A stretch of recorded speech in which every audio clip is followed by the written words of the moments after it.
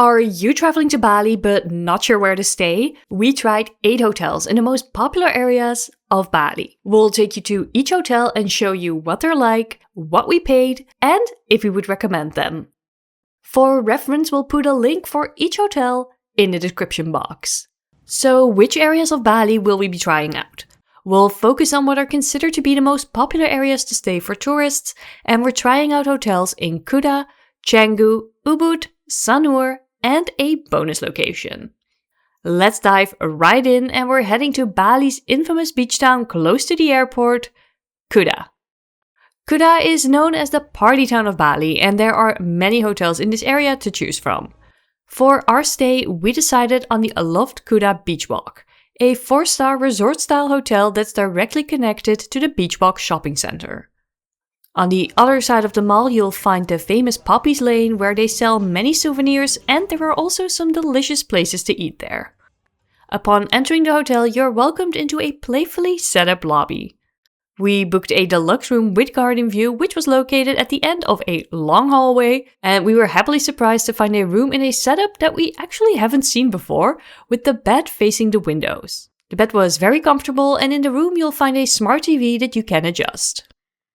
I'm not gonna lie, I was kind of scared I was gonna break it, but that didn't happen. This looks pretty cool actually.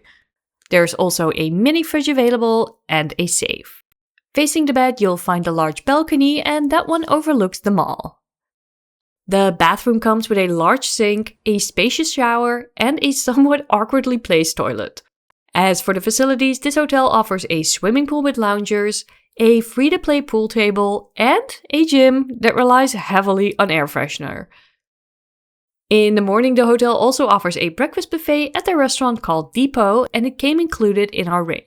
The buffet has a nice setup and offered a good mix of local breakfast food, not so local options, and made-to-order eggs and coffee. There's also the option to order a floating breakfast, but I really don't understand why anyone would want to eat breakfast with wet pool hands. But okay. For our stay here, we paid €80 per night, including breakfast. I'll be honest, Kuta is not our favorite place in Bali. I don't like it here. But we did really enjoy the hotel. The room was nice, and we enjoyed being able to watch live concerts and dance-a-thons at the Beachwalk Mall right from our balcony.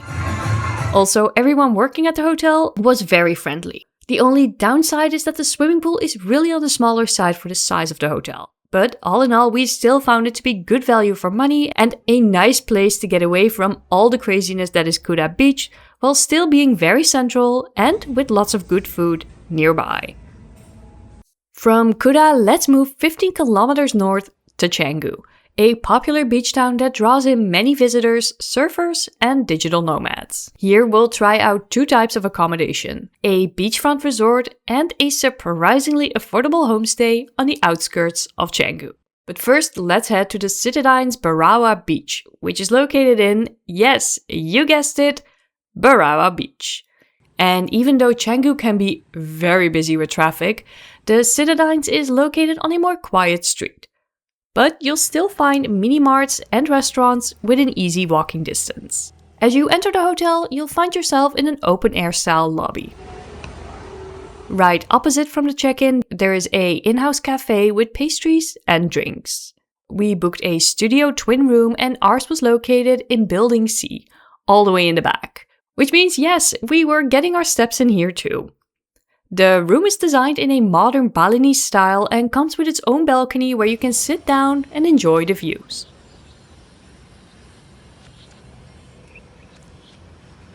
Back in the room, you'll find a smart TV, a desk, and a painting that was slightly unlevel. There's also a kitchenette that included a small stove, a microwave, and a mini fridge with freezer element. Right next to it, there's a nicely decorated mirror and safe. And right behind you, there's the bathroom with a door that's too big for the bathroom, and a rainfall shower. As for the facilities, the Citadines offers 2 pools. One so-called earth pool on the ground floor with lounge beds, and a second pool on the rooftop overlooking the ocean with a poolside restaurant right next to it. Back on the ground floor, you'll also find a basic gym, a children's play area, and the hotel also offers free washing and drying machines, which is very nice if you're staying for a longer time. As Canggu, opposed to Kuta, is a bit more spread around, you'll need to rely on taxis to get around. However, opposite of the hotel, you'll find a stop for a shuttle bus. And the shuttle bus runs every 20 minutes and drives around in a limited area of Canggu for free. Back to the hotel, let's have a look at the breakfast. In the morning, there's a breakfast buffet available, and the buffet offers a nice variety of breakfast items. In total, we paid 55 euros per night for our stay, excluding breakfast. Looking at the price we paid, we found this resort-style hotel to be of really good value. The rooms are comfortable, the area is fairly central but quiet, and having 2 pools to choose from is a nice bonus. Although admittedly, we did travel during a less busy season, so we can imagine that the rooftop pool seats fill up quickly when it's busy. But if you want to be close to Canggu's Berawa beach in a comfortable hotel, we would recommend to stay here. We're staying in Canggu, but we're moving outside of the main town area and are trying out the Puri Kaja house. When we booked this hotel, we found out it had only recently been opened, and so with minimal reviews to rely on, we decided to take a chance. Location-wise, it's a bit hidden away from the main Canggu area, so you'll definitely have to rely on grab taxis or motorbikes to get around. It is very close to the main road though, and alongside it you'll find mini-marts and places to eat. When you enter the hotel, you step into a garden and you'll find the front desk in an open building that overlooks the pool. We booked a twin room and ours was located on the 2nd floor up. There are no elevators, so you'll have to take the stairs. The room looked very nice, and you can tell that everything was still new. Aside from beds, you'll also find a smart TV, a mini fridge that comes pre-filled, and a safe. The room also comes with a balcony that overlooks the pool and the surroundings, and as for the bathroom, it was a bit on the narrow side, but the water pressure was definitely decent. Aside from a nice pool with a few sunbeds, there's also a communal kitchen that you are free to use and a rooftop to admire the sunset from. For breakfast, you can pick between a few sets and it'll be delivered to the reception from its partner restaurant, which is located almost right next to it. Now, for the price, we ended up paying 20 euros per night, which we found to be amazing value for our stay, especially with the room being as comfortable as it was. And of course, yes, there are also some downsides, which are mainly that the location is pretty far away from the main hustle and bustle of Canggu. The roads are not very safe to walk next to, and there may be the occasional burning sites in the area. But given the price and judging on the accommodation alone, you really do get a lot in return. Maybe it's not very suitable for families, but for solo travelers and couples, this would be a good choice. Let's get away from the coast and go to Ubud, famous for its Tagalagang rice terraces, the Tagudangang waterfalls, and people doing this. We booked a stay at the Byasa hotel, which is located in the south of Ubud. The hotel is located on a busy road with a few restaurants and shops nearby. As soon as you enter, you step into a peaceful and lush area. You check in at a small reception and from there you make your way to the room. There's no elevator, so you'll have to take the stairs, but the staff is ready to help. We booked a twin room with garden view and ours was located on the 2nd floor. The rooms are large and decorated in a Balinese style. The room comes with a smart TV, a mini fridge, and a safe. And just like the room, the bathroom is also really spacious. The highlight of the room is definitely the balcony though, which looks out over the garden and the beautiful rice terraces. Aside from the pool that also overlooks the rice terrace, there's also a garden with various spots to sit, cabanas, and their restaurant area where you can have food served from their in-house kitchen. Added bonus, there's also a little library where you can borrow some books. In the morning, the hotel offers breakfast, and you can choose to have it in the garden or outside on the balcony. For our stay, we paid 50 euros per night, including breakfast. And we were really happy with our stay here. The surroundings are absolutely beautiful, and the people of this hotel were very kind. It's a great place to relax, and it's easy to get on day trips from here. Location-wise, it's a bit further from Ubud's main center, so you will mostly need to rely on taxis or motorbikes to get around. But for the staff alone, we would book it again. They were amazing. Now let's go back to the ocean, but this time we're going to Sanur on the eastern part of the island. Sanur has been drawing in visitors to Bali for many years. The town center is smaller, it's more walkable, and the overall vibe is much calmer than in Kuta or Canggu. In Sanur, we tried out 3 different types of accommodation. So let's start with a resort-style hotel called Watujimbar. The Watujimbar resort has a very convenient location. It's located on the main road, and from here you can easily walk along the street to many restaurants and shops. As you approach the hotel, it's an impressive-looking building, and you enter in this open-style lobby with the front desk and a small cafe. Before we take a look at the hotel's main attraction, let's go up to the rooms. We booked a deluxe room and ours was located on the 5th floor. The room has a decent size and the beds were comfortable. Although what wasn't very comfortable was stepping on this platform to get in the bed. There's also a desk in the room, a smart TV, and a coffee station with a mini fridge. And a closet, of course, with a safe. The bathroom's quite spacious and comes with a separate shower and toilet. A highlight of the room is its balcony, as this comes with a really large jacuzzi, although I have to admit, we did not end up using it. While the room is decent, we do feel it's in need of some updates, or at least the air conditioning system, as the whole room got either very damp or freezing cold. Now let's have a look at the hotel's facilities. They have an in-house spa,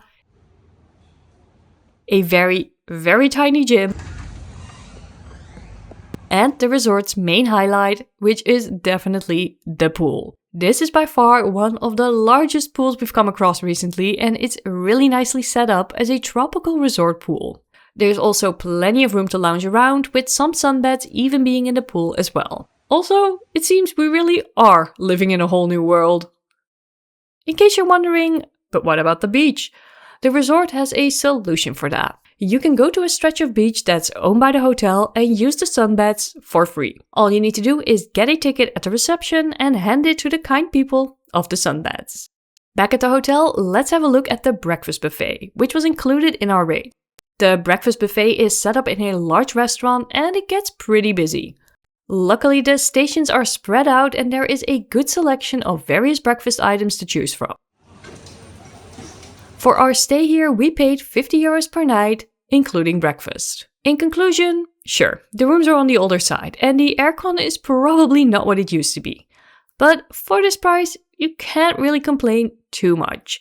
The pool and beach access combination is definitely a highlight here, so we'd recommend it if that's what's most important for your stay. But if you're looking for an accommodation in Sanur with more updated rooms and don't mind spending a bit more, there are better options available. Now, for something different but close to the Watujimbar, we tried out the Kris residence. It's located in a quiet alleyway, but you're still within walking distance of restaurants and the main street. This small-scale hotel was recently opened and you enter the complex through this impressive-looking door. Here you're welcomed by very friendly staff and by the hotel's pool. We booked a studio room and ours was located on the 1st floor up. The room is very spacious and comes with a king-size bed, a smart TV, and a safe. There's also a kitchen with a one-pot stove and a full-size fridge and freezer. The bathroom in its turn is compact, but has everything you need. Aside from the pool, there are no other facilities. And for breakfast, you can either prepare something yourself in the kitchen, order food online, or go to one of the restaurants nearby. For our stay at the Kris residence, we paid €35 per night. All in all, we enjoyed our stay here a lot. The room was comfortable and the kitchen is a big bonus, especially if you're staying for a longer time. Since the Kris residence is child-free, it's obviously not recommended for families, but if you're traveling together or solo and want a nice spacious room in a good location, this is a really good option. Moving on to the other side of Sanur, let's check out the Holiday Inn. The Holiday Inn is located at 2 minutes walking from the beach and it's located in a quiet alleyway off the main road. But it's still within walking distance of many mini-marts and plenty of restaurants. The Holiday Inn has only been open for a few years and once you enter the building, you step into a bright and open-air lobby. And inside you'll find the reception and the bar, plus a nice seating area outside. Here we booked a standard king room and we were tucked away in a corner on the second floor. We found the room to be really nicely decorated with bringing in the green from outside to the inside. Within the room you'll also find a semi-smart TV, a work desk with chair, bottled water, and underneath the desk, a mini fridge. And for some reason the safe is in the bathroom. The bathroom itself is very modern looking with a separate toilet, a separate shower, and a sink. The bed itself was very comfortable with customizable pillows and we slept very well. Let's make our way to the facilities. To keep you busy, the hotel has a compact gym with free water, as well as a rooftop pool, and if you enjoy getting up early, then this pool is very nice for sunrise watching. In the morning, the hotel also offers breakfast, with eggs to order, Western food options, fruit, and a lot of delicious Indonesian options. Oh, and one very satisfied Lawrence. For a standard king room, expect to pay around 90 euros per night, excluding breakfast. We enjoyed our stay here. The hotel is well maintained and the location is quiet with easy access to the beach, which will generally impact prices. While it is on the higher side, you do get a level of quality. So this is a good option for couples and families if a rooftop pool is enough and you want to be close to the beach and close to many restaurants. Now let's leave Sanur and go to the very last hotel we tried, which is in an area every Bali visitor goes to. Yes, the airport. To see if an airport hotel is a good option, we decided to try out the Hilton Garden Inn, Denpasar Airport. From the outside, the Hilton Garden Inn is an impressive looking building, and once you enter, you step into a large lobby. You can tell that they really embrace the indoor-outdoor living concept in the lobby, which is very nice, that you'll definitely notice the island's humidity in here. We booked a twin room and ours was located on the second floor. The room is pretty spacious, the beds were comfortable, and our room came with a view of the pool. You can tell that the hotel has been around for a while though, as the room definitely shows some wear and tear, but overall, it was clean. It also comes with a spacious bathroom, and the closet has everything you need for a short stay. From the room view, you could already see it, but one of the hotel's biggest selling points is its large pool. For an affordable airport hotel, we did not expect this to be here. And aside from a pool, there's also a large fitness room. In case you need to do your own laundry, you can do that too. Back in the lobby, you'll find the hotel's restaurant. In the morning, they serve a breakfast buffet and they offer a good selection of breakfast items, with many fresh-to-order things such as noodles, eggs, waffles, DIY porridge, and, again, one happy Lawrence. In total, we paid about 65 euros per night, including breakfast. Well, yes, the room and the hotel itself is a bit dated, our stay was comfortable, and the facilities and restaurant added a lot of value. Especially since you're pretty much right next to the airport and can get anywhere on foot. So for the hotel itself, it was a good experience. Location-wise, we made a small mistake. Because, well, yes, it is close to the airport, getting to and from the airport can only be done by taxi. So for an airport hotel, it would be nice if there was a way to get there easily, for example with a shuttle, which we learned has sadly been discontinued. And since you still need to get a taxi to get there, you might as well begin or end your trip in Kuta or Sanur, both of which places are easily reached from the airport. So that's it. In total, we tried out 8 hotels in 5 popular areas of Bali. All of these areas have something to offer depending on what you're looking for and your budget. We've put links for each hotel in the description if you want to look at them yourself. We hope you enjoyed this video and we want to thank you so much for watching. Bye!